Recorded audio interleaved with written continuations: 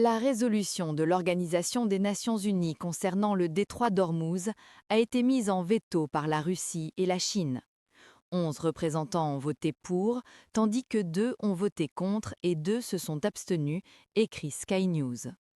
La proposition initiale de Bahreïn aurait donné l'autorisation au pays d'utiliser tous les moyens nécessaires, une formulation de l'ONU qui inclurait également des actions militaires, pour assurer le passage à travers le détroit d'Ormuz et empêcher les tentatives de le fermer.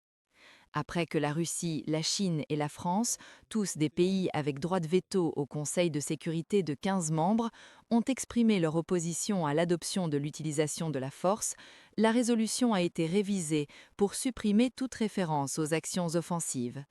Elle aurait autorisé tous les moyens défensifs nécessaires. Cependant, la Russie et la Chine ont de nouveau opposé leur veto à la proposition modifiée.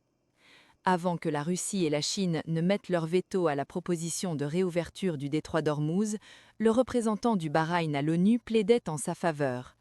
Le ministre des Affaires étrangères du Bahreïn, Abdelatif bin Rachid Al-Zayani, a déclaré que la résolution ne créait pas une nouvelle réalité, mais visait à donner une réponse sérieuse à un modèle répété de comportement hostile iranien, un comportement qui doit cesser. Soyons clairs, l'échec à agir aujourd'hui entraînerait de graves conséquences pour le monde et pour l'humanité, a-t-il ajouté. Après l'échec de la résolution, Zayani a déclaré que le Conseil a échoué à assumer sa responsabilité concernant un acte illégal qui nécessite une action décisive.